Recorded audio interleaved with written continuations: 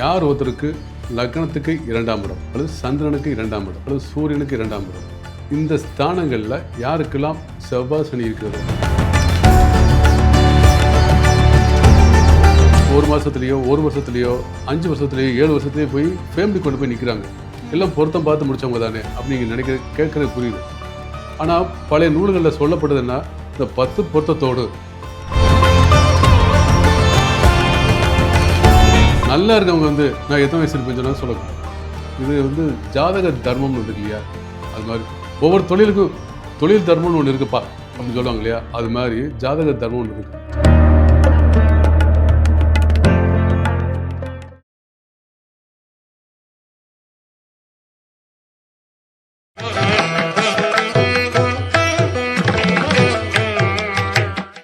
மஞ்சுளா ரமேஷ் 10 வருடங்களுக்கும் மேலாக பக்தி பூர்வமாக நடத்தும் சுந்தரகாண்ட பாராயணத்துடன் கூடிய இலங்கை ராமாயண யாத்ரா ஜனவரி 29 முதல் 8 நாட்கள் கதிர்காமம் 3 சக்தி பீடங்கள் உட்பட பல யுகம் கண்ட பழமையான கோவில் தரிசனங்களும் உண்டு. தொடர்புக்கு 9443761136. வணக்கம் சார். வணக்கம். நேயர்களுக்கான ஒரு பதிவிலையுமே தெளிவான விளக்கம் கொடுத்துட்ருக்கீங்க. இப்போ அடுத்து பார்த்தீங்க அப்படின்னா எல்லாருடைய வாழ்க்கையிலையுமே எதிர்பார்க்கக்கூடிய ஒரு நிகழ்வு அப்படின்னா திருமணம் நமக்கு தடை ஏற்படுது அப்படின்னா ஏன் இந்த மாதிரி தடை ஏற்படுது அப்படின்ற குழப்பம் ஒரு பக்கம் இருக்கும். ஒரு சில பேருக்கு திருமணம் ஆகியுமே அந்த வாழ்க்கை சரியாக இல்லாமல் போயிட்டு இருக்கும். சண்டை சச்சரவு அப்படின்ற மாதிரி வரிசையாக போயிட்டே இருக்கும். ஒரு சில பேருக்கு டிவோர்ஸ் போகிற அளவுக்கு கூட வாய்ப்பு இருக்குது. ஸோ இந்த திருமணம் அப்படின்னு சொல்லி பார்க்கும்போது ஜாதகத்தில் எந்த பாவம் சரியில்லாமல் இருந்தாலோ இல்லை எந்த கிரகம் எந்த கிரகத்தோடு இணைந்து இருந்தாலோ இந்த மாதிரியான பிரச்சனைகளை கொடுக்கும். நான் ஏற்கனவே பல வலைத்தளங்களில் காணொலியில் சொல்லியிருக்கேன்.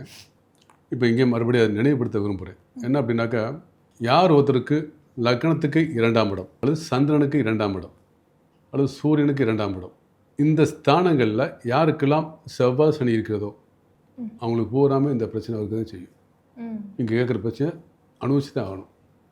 இப்போ திருமணத்துக்கு முன்னாடியே கேட்குறாங்க, சார் இந்த பொருத்தம் பார்க்கணும், உங்களுக்கு எப்போ திருமணம் செய்யலாம் கேட்கும்போது, உதாரணத்துக்கு உங்கள் வீட்டில் ஒரு சிஸ்டர் இருக்குன்னு வச்சுக்கோமே, வயசு 27 வயசு, உங்கள் சிஸ்டருக்கு பேச்சுக்கு சொல்ல வரேன், 27 வயசு ஆயிடுச்சு. திருமணம் பண்ண உங்கள் தாப்பனார் கேட்குறாரு, உங்கள் தாய் 2 பேரும் கேட்குறாங்க.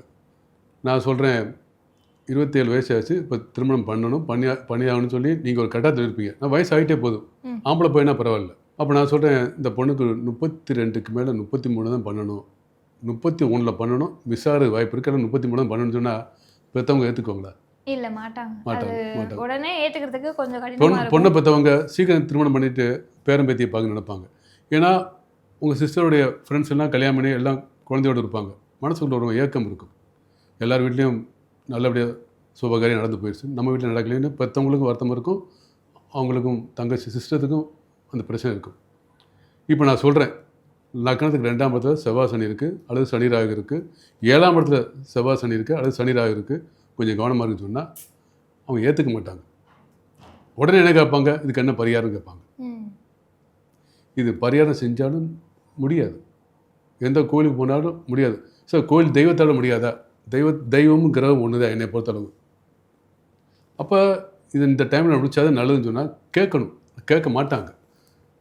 உடனே என்ன செய்வாங்கனாக்க, ஒரு வரன் வரும், பெரிய நல்ல குடும்பம் இருப்பாங்க, பிடிச்சிக்கிறோம், இதே விதி, அங்கே போய் முடிக்கணும், அவங்களுக்கு பிரிவு ஒன்று விதி நடக்கும், பிரிவு வந்தே ஆகணும். ஆனால் தாமதமான திருமணம் செஞ்சால் 31க்கு மேலேயோ 33க்கு மேலேயோ அந்த வயசு வரும்போது அந்த டைம் நடந்தால் நிச்சயம் பிரிவு வராது. ஏன்னா அந்த காலகட்டம் வரும்போது அந்த தோஷம் கழிஞ்சு போயிடும். நானே ஆண்களாக இருந்தால் கூட அந்த 33 மேலே தான் செய்யன்னு சொல்லி ஒத்துக்க மாட்டாங்க. வீட்டில் ஒரே பையனாக இருப்பான், பெரிய வசதி இருக்கும். இதுலையுமே இப்போ திருமண பொருத்தம் அப்படின்னு சொல்லிட்டு ஒன்று பார்க்குறாங்க இல்லையா, 10 பொருத்தத்துக்கு 10 சரியாக இருந்தால் நல்லாயிருக்கும், 8 7 இந்த மாதிரி விஷயங்கள் இருந்தது அப்படின்னா நல்லாயிருக்கும் அப்படின்ற மாதிரி சொல்கிறாங்க. ஸோ திருமண பொருத்தம் பார்க்கும்போது ஆன்லைன்லேயே நிறைய பேர் பார்ப்பாங்க, ராசி நட்சத்திரம் போடுவாங்க, அது ஒரு லிஸ்ட்டு கொடுக்கும், அந்த லிஸ்ட்டு ஓகே இத்தனை பொருத்தம் இருக்குது அப்படின்னு சொல்லிட்டு திருமணம் ஓகே தான் அப்படின்ற மாதிரி முடிவு பண்ணிடுறாங்க. அது எந்த அளவுக்கு உண்மையானதாக இருக்குது? அப்படியே நம்ம பொருத்தம் பார்த்தாலும் பொருத்தத்தில் இந்தந்த விஷயங்களை சொல்லக்கூடாது, இந்த அமைப்பு இருக்கக்கூடாது அப்படின்னா எது சொல்லலாம்?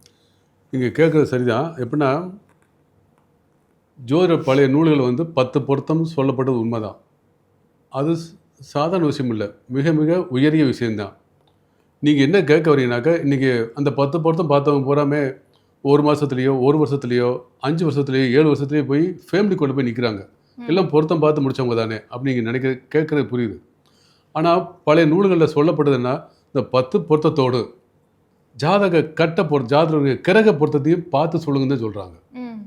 இந்த ரெண்டையும் பார்த்து சொன்னோம்னா நிச்சயமாக கரெக்டான சமயத்தில் இந்த டைமில் திருமணம் பண்ணுங்கள், இந்த மாதிரி இருக்கக்கூடிய ராசியோட பொருத்தம் பண்ணுங்கன்னு விஷயம் இருக்குது. இதை சரியாக சொல்லிட்டோம்னாக்க நல்ல பொருத்தம் அமையும். வெறும் 10 பொருத்தத்தை மட்டும் வச்சு சொன்னீங்கன்னா அது கொஞ்சம் தவறாக போகிறதுக்கு வாய்ப்பு இருக்குது. அப்படின்னா 10 பொருத்தம் சொன்ன அவங்க 10 பொருத்தம் மட்டும் சொல்லலை, 10 பொருத்தத்தோடு கிரக பொருத்தத்தையும் வச்சு சொல்லுங்கள். அன்றைக்குள்ள திருமணம் நடக்கக்கூடிய கோச்சார கிரகம்னு ஒன்று இருக்குது, அதையும் மைண்டில் மனசில் வச்சு சொல்லுங்கள். சொன்னால் நிச்சயமாக அவங்களுக்கு சரியான பொருத்தத்தை தேர்ந்தெடுத்து கொடுக்க முடியும் என்பது உண்மை. 10 பொருத்தம் மட்டும் வைத்து சொல்வது கொஞ்சம். ஆயுள் நம்மளால சொல்ல முடியுமா ஒரு ஜாதகத்தில்? ஆயுள் கெட்டி, ஏன்னா ஆயுள் வந்து சொல்லக்கூடாது அப்படின்ற மாதிரி சொல்கிறாங்க. ஆயுளை நம்மளால சொல்ல முடியுமா? நிச்சயம் சொல்லலாம், நிச்சயம் சொல்லலாம். அது யாருக்கு சொல்லணும் யாருக்கு சொல்லக்கூடாதுன்னு கணக்கு இருக்குது. இப்போ வந்து ஒரு 85 வயசு 90 வயசு நடக்க முடியாமல் கஷ்டப்படுறாங்க, பெட்டில் இருக்கிறாங்க. டாக்டரே வந்து ஒரு 6 மாதம்தான் அவங்களால இருக்க முடியும், ஒரு 1 வருஷம்தான் இருக்க முடியும்னு சொல்லி டாக்டரே சொல்கிறான்னு வச்சுங்களேன். அப்படிப்பட்ட நபருக்கு அந்த அந்த நோயால் 85 வயசு இருக்கக்கூடிய நபருடைய சொந்தக்காரங்கிட்ட மகளோ பேரனோ பேத்தியோட சொல்லலாம், இவங்க இந்த டைமில் ஆயில் அப்படி சொல்லலாம். நல்லா இருக்கவங்க வந்து நான் எத்தனை வயசு இருப்பேன்னு சொன்னால் சொல்லக்கூடாது. இது வந்து ஜாதக தர்மம்னு ஒன்று இருக்கு இல்லையா, அது மாதிரி ஒவ்வொரு தொழிலுக்கும் தொழில் தர்மம்னு ஒன்று இருக்குப்பா அப்படின்னு சொல்லுவாங்க இல்லையா, அது மாதிரி ஜாதக தர்மம் ஒன்று இருக்குது. ஆயில சொல்லக்கூடாது. நல்லா இருக்கும் அதை போயிட்டு எனக்கு ஆயில் எவ்வளோ கேட்டாக்கா 90 வயசுக்கு மேலே இருப்பார் அப்படின்னாக்கா தைரியமாக சொல்லலாம்.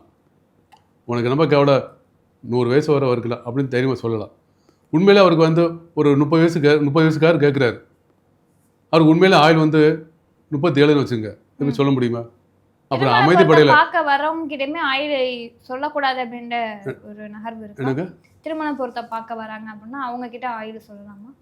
திருமண பொருத்த வரவங்ககிட்டயா அதை பார்த்துன்னு சொல்லுவோம், நீங்கள் இந்த திருமணத்தை நடத்த வேணாம், இவங்கள 2 பேர்த்துல ஒருத்தருக்கு ஆயில் கம்மி கொஞ்சம் செய்ய வேண்டாம் சொல்லுவோம் இல்லையா. ஆனால் ஆயில் கம்மின்னு சொல்ல மாட்டோம், இப்போ பண்ண வேண்டாம், இதை விட பெட்டரான வரன் வரும், பொறுமையாக இருங்க அப்படி நாசுக்காது சொல்லி அனுப்பிடணும். அப்பையும் வந்து ஆயில் பற்றி சொல்லக்கூடாது, அதை அவாய்ட் பண்ணிடணும்.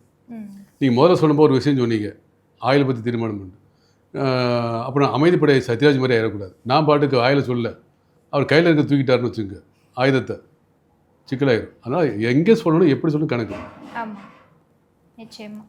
ஸோ திருமண தடை எதனால் வருது, டிவோர்ஸ் எதனால் ஆகுது, திருமணம் நடந்தாலும் வாழ்க்கை வந்து ஏன் வந்து சுபிக்ஷமாக போக மாட்டுது அப்படின்றதுக்கு ஒரு தெளிவான விளக்கம் கொடுத்துருக்கீங்க. எந்தெந்த கிரகங்கள் சேர்ந்துருந்தால் எந்த பிரச்சனை வரும், எந்த பாவகம் சரியாக இல்லை அப்படின்னா இந்த மாதிரி பிரச்சனை வரும் அப்படின்ற ஒரு தெளிவான விளக்கம் கொடுத்துருக்கீங்க.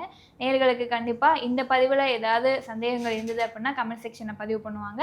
அடுத்தடுத்த பதிவு வந்து நம்ம அதை பார்ப்போம் சார். நன்றி, வணக்கம்.